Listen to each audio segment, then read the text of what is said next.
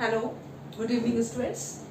आज हम अपना टॉपिक लेंगे और अपना जो चैप्टर है इवोल्यूशन का, उसमें से theories of origin of life. तो theories of origin of life की जब हम बात करते हैं तो डिफरेंट थ्योरीज आई हो, ठीक है। उसमें से फर्स्ट थ्योरी जो है that is theory of special creation. और थ्योरी ऑफ स्पेशल क्रिएशन आपको ये कहता है life was created by God. भगवान ने बनाया है किसको? लाइफ को। So life was created by God, ऐसा कहना था स्पेशल क्रिएशन वाली थ्योरी का। देखो, बाइबल में भी यही कहा गया है कि लाइफ का ओरिजिन कितने में हुआ है? 7 डेज के अंदर, ठीक है ना। Life originated in 7 days according to Bible. ऐसा बाइबल में भी है, according to Bible life originated in 7 days. ऐसा कहा जाता है कि एक दिन नदी बने, पहाड़ बने, नाले बने, फिर उसके बाद में डिफरेंट प्लांट्स का फॉर्मेशन हुआ, देन ऑर्गेनिज्म का फॉर्मेशन हुआ। इस तरह से कहा जाता है, बट हम इस थ्योरी को नहीं मानते हैं। और इसमें यह भी कहा है कि फर्स्ट जो मेल कौन थे? एडम। और फर्स्ट फीमेल या लेडी अपन कह सकते हैं कौन थी? That is Eve. और एडम और ईव की ही हम क्या है? आने वाली जनरेशंस हैं। और वही आगे चल रही है। कोई उनको एक पर्टिकुलर किसी ने श्राप दिया था और उसी की कंडीशंस को आगे जो है बताया जा रहा है। That is totally useless. तो हम सिर्फ इसका नाम ही देख रहे हैं कि हाँ बाइबल में ऐसा। According to Hindu mythology, Hindu mythology के अकॉर्डिंग क्या कहा गया है? Hindu mythology life is created by Lord Brahma. Life was created by Lord Brahma. कहा जाता है ब्रह्मा ने ही सृष्टि का निर्माण किया है। इसलिए ये भी एक क्या कहते हैं स्टेटमेंट है।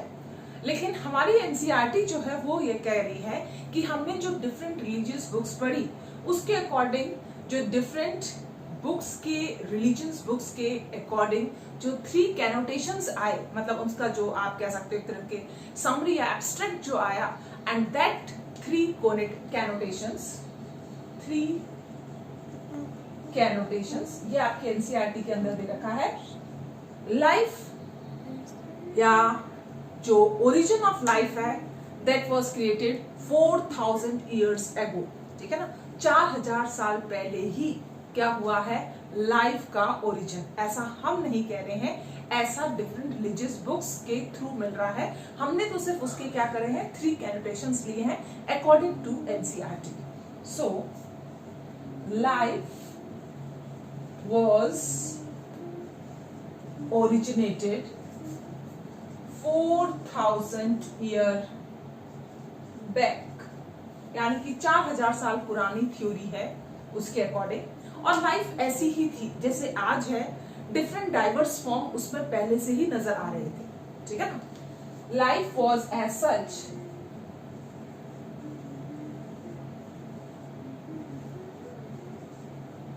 As it is now. पूरा का पूरा लाइफ इसी तरह से जैसी आज है वही थी। जो same diversity, biodiversity that was earlier was same nowadays, ठीक है ना। तो वहां से लेकर आज तक बायोडाइवर्सिटी वाज सेम, ऐसा अकॉर्डिंग टू कैनोटेशंस के थ्रू कहा गया है। बायोडाइवर्सिटी ऑफ अर्थ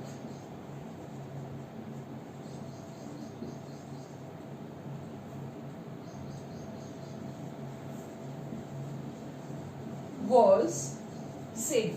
पहले भी ऐसी थी, आज भी ऐसी है। लेकिन अगर हम इस कंटेस्ट को लेते हैं कि हाँ आप कह रहे हो कि बायोडाइवर्सिटी इज सेम, ठीक है ना, ऑफ अर्थ इज सेम, तो ये थोड़ा सा प्रॉब्लमेटिक है, क्योंकि आपको मालूम है कि डार्विन के बारे में हमने पढ़ा है।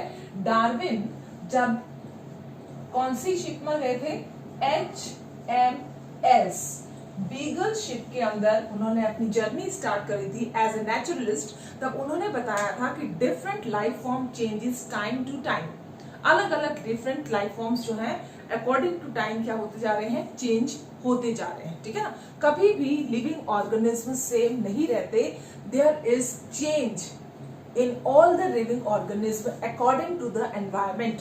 तो यहाँ पर क्या हो रहा है, लाइफ फॉर्म्स में क्या हो रहा है, चेंज हो रहा है अकॉर्डिंग टू द टाइम। ऐसा किसका मानना है, डार्विन का, ठीक है ना।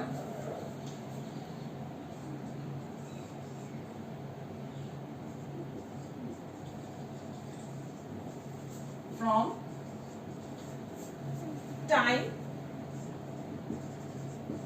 टू टाइम, इसलिए हम सिर्फ इस कैनोटेशंस को लिख रहे हैं कि हाँ भाई हम ऐसा मानते हैं कि theory of special creation I होगी और उसने स्टार्ट करी होगी अपनी जर्नी जो है, कभी या तो ब्रह्मा ने बनाई या फिर जीसस क्राइस्ट ने बनाई, और डार्विन का जो है वो व्यू बिल्कुल अलग था।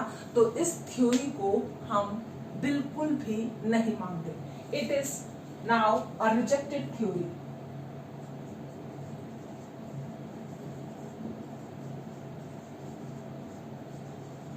हम ये मानते हैं कि लाइफ का इवोल्यूशन केमिकल्स के रिएक्शन से हुआ होगा और डिफरेंट स्टेजेस हमें उसकी देखने को मिली है, हमें फॉसिल्स मिले हैं, हमारे पास एविडेंसेस हैं जो ये शो करते हैं कि ऑर्गेनिक इवोल्यूशन हुआ।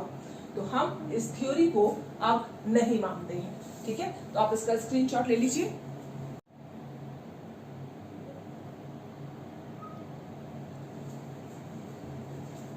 Yes, now the next theory is theory of panspermia। तो थ्योरी ऑफ पेंसपर्मिया हमें क्या कहती है, थ्योरी ऑफ पेंसपर्मिया। पेंसपर्मिया मतलब होता है कि बाहर से कोई जो स्पोर आ रहा है, यानी कि कोई भी एक ऐसा एजेंट जिसके अंदर ट्रांसफरिंग एजेंट जो है उसको आपने क्या कहा है, पेंसपर्मिया। तो लाइफ का ओरिजिन कैसे हुआ है, लाइफ का ओरिजिन बाहर स्पेस में से कोई स्पोर आया अर्थ के ऊपर और उसकी वजह से लाइफ का ओरिजिन हुआ।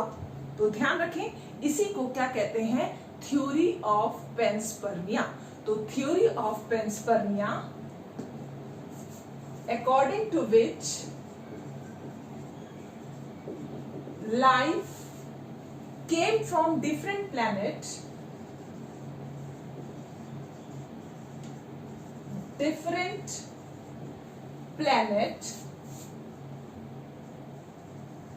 in form of spore, और यही जो स्पोर है that spore is known as the panspermia। Okay, तो लाइफ का ओरिजिन इस तरह से हुआ है। और आपको मालूम है इस थ्योरी को सपोर्ट कौन करता है, इस थ्योरी को सपोर्ट करते हैं डिफरेंट एस्ट्रोनॉमर्स। ये बहुत ज्यादा सपोर्टेड थ्योरी है, ठीक है ना, सपोर्टेड बाय एस्ट्रोनॉमर्स। और ये बात सही भी है, क्योंकि जब हम बात करते हैं एलियंस की, तो एलियंस क्या है, बाहर से आए, ठीक है ना। तो उसी तरह से स्पोर्ट्स भी कभी बाहर से आए होंगे और उनकी वजह से लाइफ का ओरिजिन हुआ। तो ये जो स्पोर्ट्स जो हैं, जो बाहर से आ रहे हैं, मूव करके आ रहे हैं, इन्होंने अपने अंदर कुछ लाइफ लेके आए और वो लाइफ को एक एनवायरनमेंट मिला अर्थ के अंदर और उससे लाइफ का क्या हुआ होगा, ओरिजिन। तो this is supported by the astronomers. And number third, theory of spontaneous generation।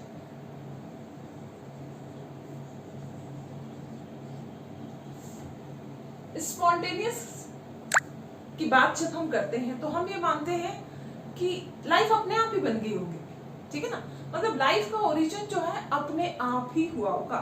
That is known as the theory of spontaneous. आप जनरेशन भी कर सकते हो।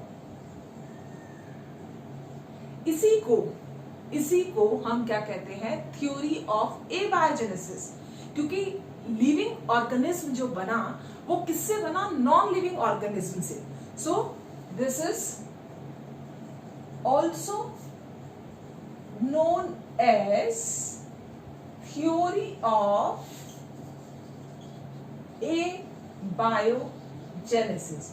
It means living organism comes from non-living organism और non-living forms originate living forms.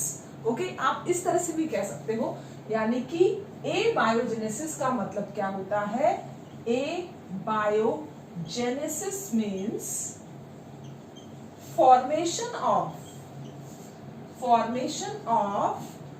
living organism from non-living organism, from non-living substances. और ये बात सही भी है. केमिकल इवोल्यूशन ऑफ जो थ्योरी है, केमिकल इवोल्यूशन या मॉडर्न थ्योरी जो ऑपरेन एंड हाल्डेन ने दी थी, वो भी इस चीज को सपोर्ट कर रही है. ऑपरेन एंड हाल्डेन ने यही बताया था कि सबसे पहले केमिकल इवोल्यूशन हुआ था, तो नॉन लिविंग मटेरियल जो है उसकी वजह से लाइफ का फॉर्मेशन हुआ. तो आप ये भी ध्यान रखें, दिस वाज सपोर्टेड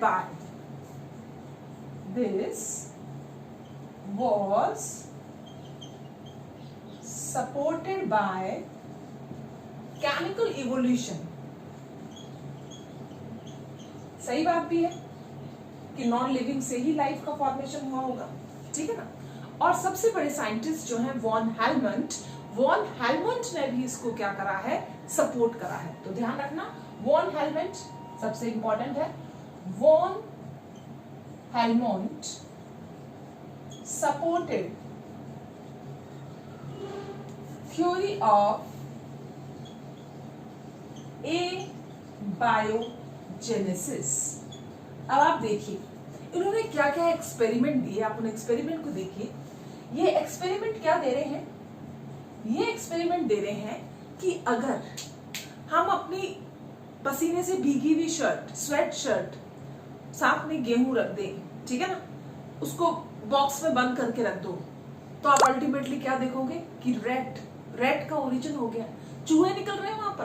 तो ये कह रहे थे कि इस तरह से आपने तो नॉन लिविंग चीज वहां पर रखी और नॉन लिविंग से क्या बनने लग गए हैं, ऑर्गेनिज्म बनने लग गए. तो ये इन्होंने अपनी थ्योरी को प्रूव करने के लिए इस तरह के एक्सपेरिमेंट्स दिए थे. ठीक है. तो ध्यान रखिए, इसमें पहला एक्सपेरिमेंट जो इन्होंने दिया था हेलमंट ने, ठीक है, फर्स्ट एक्सपेरिमेंट उन्होंने क्या लिया, एक तो ली स्वेट वो वाली स्वेट शर्ट नहीं जो हम सर्दियों में पहनते हैं, that is the sweat shirt जब पसीने से भरी हुई, ठीक है ना, प्लस उसके साथ में कुछ व्हीट ग्रेन्स बांध के रख दिए इन बॉक्स. और थोड़े दिनों बाद में क्या देखा, उनके अंदर से बड़े बड़े चूहे निकल रहे हैं. ऑब्वियसली निकलने ही थे भाई, अंदर क्या था, गेहूं था, तो चूहे तो आएंगे ही. लेकिन इनका ऐसा मानना था कि इससे चूहे निकले. ठीक है ना. तो इनको लोगों ने सपोर्ट भी खूब करा है. और इन्होंने क्या कहा कि सॉइल है, सॉइल पे जब रेनफॉल हुआ तो मड बनी और उस मड में से इंसेक्ट्स बन रहे हैं, ठीक है ना, मैगट्स बन रहे हैं. तो ये क्या है, लाइफ का ओरिजिन. नील नदी का जो है वो एग्जांपल दिया गया, नील रिवर का. तो रिवर नील जो है उसके अंदर से क्रोकोडाइल बने हैं, रेप्टाइल्स बने हैं, वो सब ऐसे ही बने हैं. ये इस थ्योरी का क्या था, प्रूफ. तो इन्होंने क्या कहा कि कोई सॉइल है, उस सॉइल पर जब वाटर गिरेगा वो मड के अंदर चेंज होगी और उस मड में क्या बनेंगे, मैगट्स यानी कि हाउस फ्लाई के जो लार्वा वगैरह वो है वो, या इंसेक्ट का क्या होगा, फॉर्मेशन होना शुरू हो जाएगा. यही चीज नील रिवर के भी दी गई थी. थर्ड रिवर नाइल, उसमें क्या है, मड, और उस मड से कौन निकल रहे हैं, क्रोकोडाइल और स्नेक. तो आप ये बताइए, ये क्रोकोडाइल एंड स्नेक जो है ये क्या बन गए, लिविंग ऑर्गेनिज्म. तो थ्योरी ऑफ स्पॉन्टेनियस जनरेशन आपको क्या बताती है, एबायोजेनेसिस मतलब किसी भी लिविंग ऑर्गेनिज्म का फॉर्मेशन कहां से हुआ है, नॉन लिविंग से. ये केमिकल इवोल्यूशन भी सपोर्ट करता है. ऑपरेन और हाल्डेन थ्योरी जो हमने पढ़ी है वो भी इसको सपोर्ट करेगी. और वॉन हेलमंट के ये जो एक्सपेरिमेंट्स जो दे रखे हैं कि स्वेट शर्ट बॉक्स रख दो, चूहे आ जाएंगे, मड के अंदर से कीड़े निकलेंगे, ठीक है ना, एंड द रिवर नील में से mud gives rise to snakes and crocodiles, ये सब क्या शो कर रहे हैं? Theory of abiogenesis. Living organism came into existence just because of non-living thing. So this is the motto of this theory, which is known as theory of spontaneous generation or creation. ठीक है, कुछ भी हो सकता है. तो theory of panspermia, theory of spontaneous generation. Next हम देंगे third theory, theory of biogenesis. आप इसका screen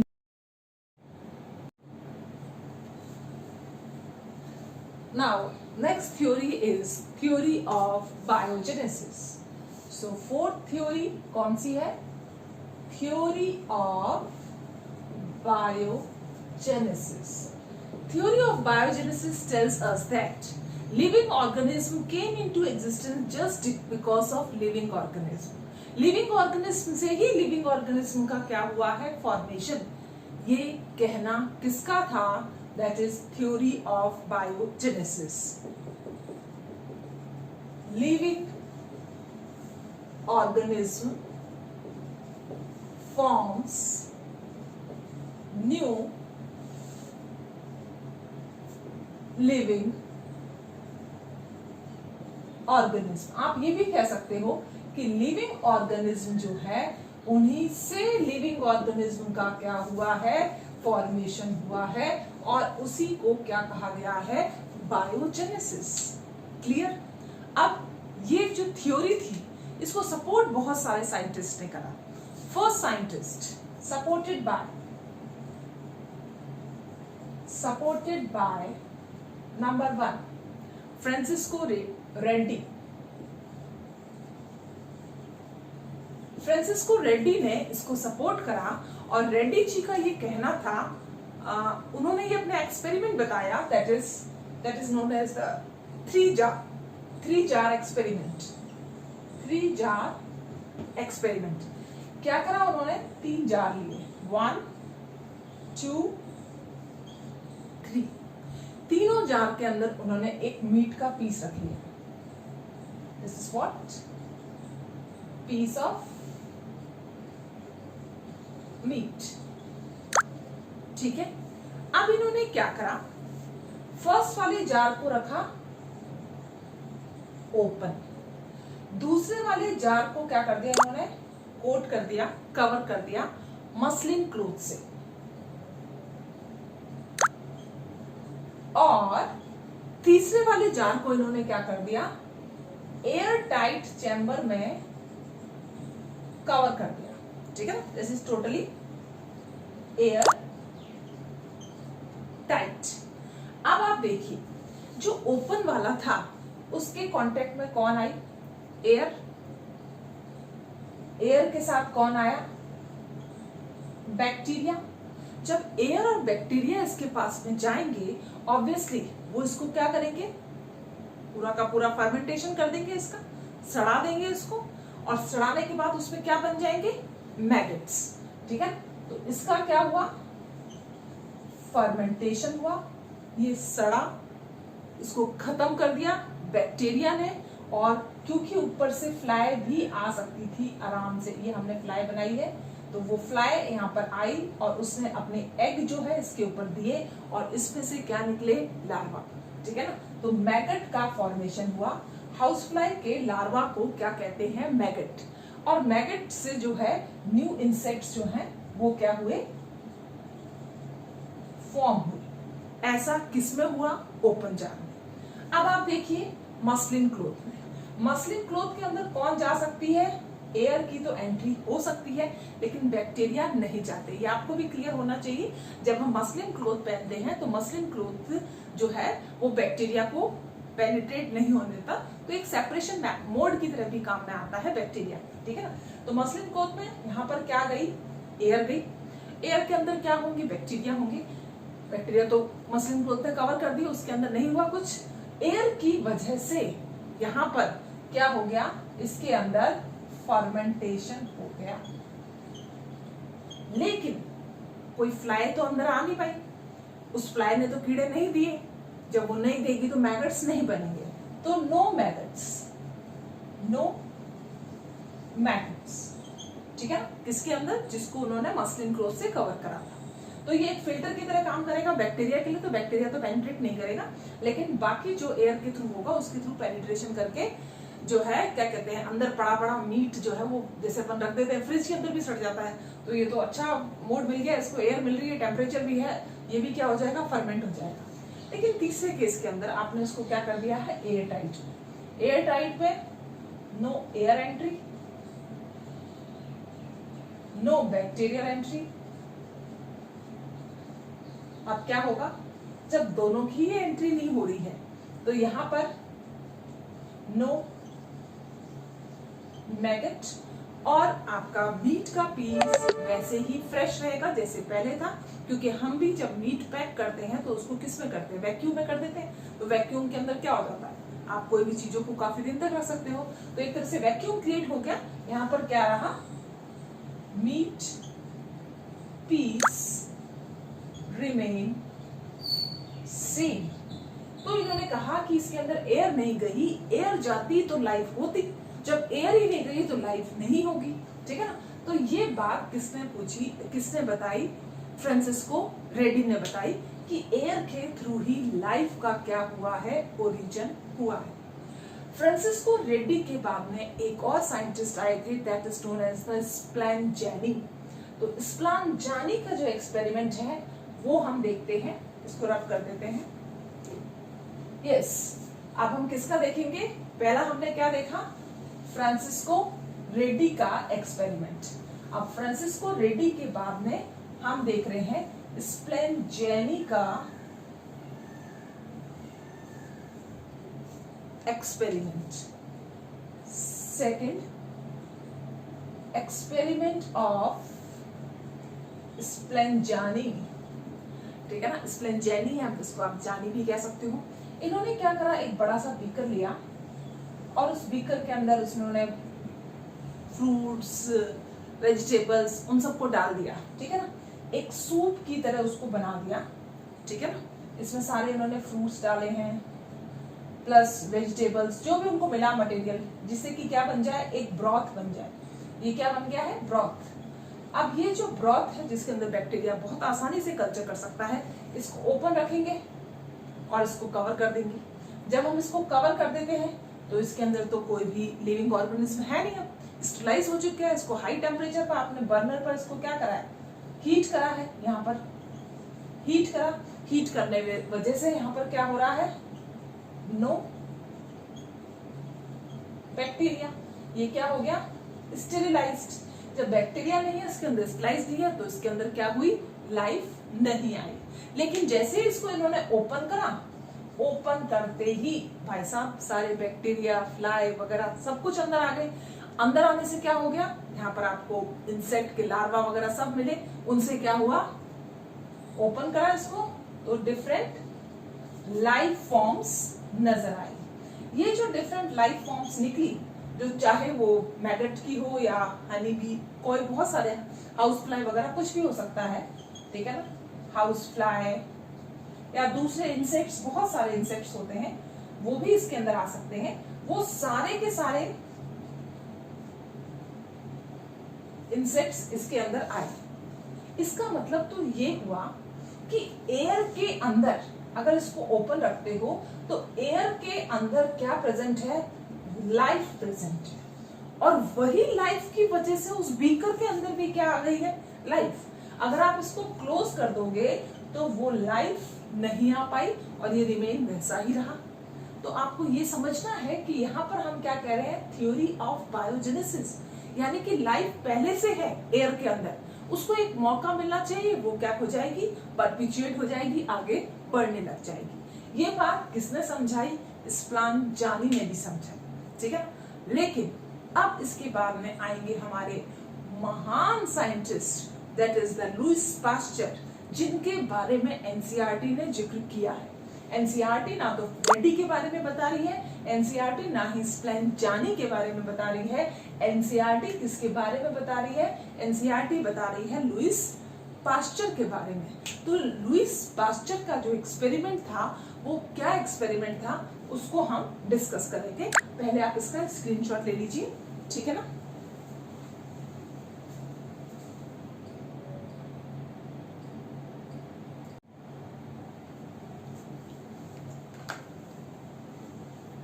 Now the next experiment of biogenesis, that is swan neck round bottom flask experiment, और यही आपकी एनसीईआरटी में दिया गया है। एक्चुअल में अब इसके अंदर होता क्या है आप इसको ध्यान से सुने। ये एक्सपेरिमेंट किसने दिया था? Given by Lewis pasture. ये वही लुईस पास्चर है जिनके बारे में आपने देखा होगा, अलग अलग नामों से भी है ये स्वान नेक राउंड बॉटम फ्लास्क एक्सपेरिमेंट तो इन्होंने दिया ही। इसके अलावा इन्होंने जर्म थ्योरी दी थी, जर्म थ्योरी ऑफ डिजीज देने वाले भी हमारे प्यारे साइंटिस्ट कौन थे? Lewis pasture. दूसरा इन्होंने और क्या दिया था? इन्होंने पास्चराइजेशन दिया था। पास्चराइजेशन आप जानते हो, जब हम हाई डिग्री टेम्परेचर पर मिल्क को हीट करेंगे और उसको एकदम से कूल डाउन कर लेंगे तो वो मिल्क काफी 3 या 4 दिन के लिए खराब नहीं होता। यही डेयरी में जो प्रोसेस काम में लिया जाता है that is known as the pasteurization. ये पास्चराइजेशन जो है, जो मिल्क को सेव रखता है, प्रोटेक्ट रखता है फ्रॉम बैक्टीरिया, ये किसने बताया था? हमारे लुईस पास्चर भाई साहब। इन्होंने क्या एक्सपेरिमेंट करा? ये सब कुछ देख रहे थे, ठीक है। इन्होंने कहा कि लाइफ एयर में ही है, ठीक है। ये बात इन्होंने कही थी, एयर हैव लाइफ। अब इसको इन्होंने प्रूव कैसे करा? क्योंकि बाकी दोनों साइंटिस्ट जो थे, कौन कौन से, रेड्डी एंड स्प्लेंजेनी, वो अपनी बात को समझा नहीं पाए। तो उसके बाद में लुईस पास्चर ने थ्योरी ऑफ बायोजेनेसिस को 100% प्रूव करा। वो कैसे करा वो हम देखते हैं। ये इन्होंने क्या लिया? Round bottom flask. ये वही राउंड बॉटम फ्लास्क है जिसके दम पर लुईस पास्चर जो है वो क्या हो पाए? सक्सेसफुल। अब इसकी राउंड बॉटम फ्लास्क में से इसने आगे वाली जो ट्यूब है उसको बेंड कर दिया। ये कैसी बन गई? S shape. और ये क्या है? Round bottom flask. इसको इन्होंने क्या करा? ये है बर्नर, बर्नर पर हीट करना शुरू करा। इसके अंदर क्या भरा है? इसके अंदर इन्होंने क्या ले लिया? यीस्ट। जब यीस्ट को हाई टेम्परेचर दिया तो हाई टेम्परेचर के अंदर जितने भी बैक्टीरिया वगैरह सब कुछ किल हो गया, टोटली स्टरलाइज हो गया। Sterilization means bacteria free. अब ये क्या है? स्टेरिलाइज्ड है। अब जब ये पूरा बैक्टीरिया फ्री हो गया, ठीक है ना, तब इसने इसको रख दिया यीस्ट सॉल्यूशन। 2 दिन हो गए, 3 दिन हो गए, 4 दिन हो गए, भाई सब खराब ही नहीं हुआ। क्योंकि हुआ क्या? यहां से एयर अंदर जा रही है, ओपन है। अगर हम कहते हैं कि एयर में लाइफ है तो इसको लाइफ खराब हो जाना चाहिए था। अभी तक तो यीस्ट को खराब, बिल्कुल सड़ जाना चाहिए था, फर्मेंटेशन हो जाना चाहिए था, बैक्टीरिया की एंट्री होनी चाहिए थी, इसको भी सड़ना, ये सड़ा ही नहीं, ठीक है। अब फिर इन्होंने क्या करा? फिर इन्होंने इसको यहां से ब्रेक करा। जब इन्होंने इसको ब्रेक करा तो ये रहा आपका राउंड बॉटम फ्लास्क और इसके अंदर भरा हुआ है यीस्ट, जो कि क्या है? स्टरलाइज्ड, यानी कि इसके अंदर कोई भी बैक्टीरिया नहीं है। लेकिन अब एयर की एंट्री डायरेक्ट हो रही है। जब एयर अंदर जाएगी तो ऑब्वियसली कल्चर किसका होगा? बैक्टीरिया का होगा। जब कल्चर होने लग गया बैक्टीरिया का तो ये भी क्या हो गया? सड़ने लग जाएगा, फर्मेंटेशन होना शुरू हो जाएगा, ठीक है ना। यहां पर तो इन्होंने कहा कि अगर आप कहते हो कि एयर से ही लाइफ आई है तो इसमें भी आनी चाहिए थी। जब इसमें लाइफ आने लग गई, यहाँ पर मैगट्स बन गए, इंसेक्ट के लार्वा आ गए, इंसेक्ट बनना शुरू हो गए, तो इसमें लाइफ आई है, तो ये भी तो ओपन है, एयर तो यहाँ पर भी जा रही है। अब जो बात दोनों साइंटिस्ट नहीं समझा सके थे, इन्होंने वो कैसे समझाई? इन्होंने कहा एयर है, एयर में से लाइफ आके यहाँ पर चली गई, लेकिन आप ये बात देखिए, ये भी ओपन है, इस ओपन में से भी तो एयर गई होगी, उस एयर के अंदर भी तो बैक्टीरिया होंगे, तो वो भी जाने चाहिए थे। लेकिन यहाँ पर क्या हुआ, जब यहाँ से स्टीम दिया, इसको गर्म करा, तो यहाँ पर क्या होगा, वाटर जो कंडेंस्ड हुआ था, वेपर फॉर्म में जो कंडेंस्ड हो गया था, यहाँ से एयर आ रही थी, उसने इस तरह का फिल्टर टाइप अरेंजमेंट बना दिया कि इसमें से सिर्फ और सिर्फ एयर जा सकती है, बैक्टीरिया सारे के सारे क्या हो गए, यहीं पर ही रह जाएंगे। ये बहुत बड़ी बात थी उस समय, ठीक है। हमको ये चीज सोचना भी बहुत बड़ी बात है। तो आप ये देखिए, इस एयर के अंदर अब ये जो अरेंजमेंट हुआ, इस अरेंजमेंट से बैक्टीरिया तो यहाँ पर ब्लॉक हो गए और एयर के अंदर एंट्री हो गई। तो अगर एयर जा रही है, तो एयर में अगर लाइफ होती तो इसमें भी लाइफ होनी चाहिए थी, लेकिन लाइफ इसमें नहीं निकली। लाइफ किसमें निकल रही है, इसमें, क्योंकि एयर के अंदर पहले से क्या है, लाइफ है। उस लाइफ से इसने क्या बनाई है, लाइफ बनाई है। एयर के अंदर लाइफ है, उस लाइफ को आप हटा दोगे तो सिर्फ एयर से लाइफ नहीं बन सकती। तो ये कहना कि सिर्फ एयर से ही लाइफ बन गई है, इस चीज को क्या कहा गया, हटा दिया गया। ये कहा गया कि हाँ, एयर के अंदर लाइफ है, उस लाइफ से फिर लाइफ बनी है, क्योंकि एयर तो नॉन लिविंग थिंग होगी।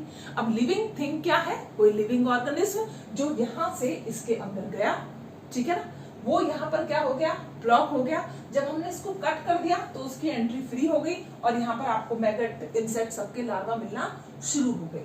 तो फर्स्ट साइंटिस्ट थे जिन्होंने ये प्रूव करा कि life is present in air, air में जिंदगी है, जिंदगी, ठीक है ना। तो लाइफ का ओरिजिनेट किससे हुआ है, पहले वाली प्री एग्जिस्टिंग लाइफ से। पहले से बैक्टीरिया है, पहले से इंसेक्ट के लार्वा वगैरह हैं, वही आ रहे हैं और उसमें कल्चर कर रहे हैं। तो लाइफ यानी कि लिविंग ऑर्गेनिज्म से लिविंग ऑर्गेनिज्म का बनना ही क्या कहलाता है,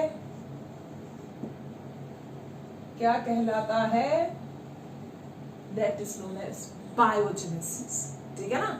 तो एयर के अंदर लाइफ है ऐसा नहीं है, हम ये कहेंगे कि लाइफ केयरिंग एजेंट, एयर तो नॉन लिविंग है। अगर आप सिंपल एयर को लेकर जाते हो उसमें से जिंदगी नहीं मिलेगी, आपको लाइफ नहीं मिलेगी। लेकिन अगर आप इसको क्या कहते हैं, यहाँ से ब्रेक करके, तो एयर के अंदर पहले से जो लाइफ थी, लाइफ से लाइफ बनी है, तो लिविंग ऑर्गेनिज्म से लिविंग ऑर्गेनिज्म का फॉर्मेशन हुआ है। तो थ्योरी ऑफ बायोजेनेसिस को फुल सपोर्ट किसने करा, लुईस पास्चर ने। और लुईस पास्चर ने इस चीज को प्रूव करा कि हाँ, लाइफ का ओरिजिन एयर से नहीं, एयर में प्रेजेंट लाइफ से होता है, ठीक है ना। Life give rise life again, तो जिंदगी और जिंदगी और सिर्फ जिंदगी, ठीक है ना। That is known as the theories of origin of evolution. तो ये चारों थ्योरी है।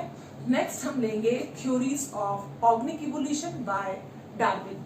इसका स्क्रीनशॉट ले लीजिए, ठीक है। ओके बेटा।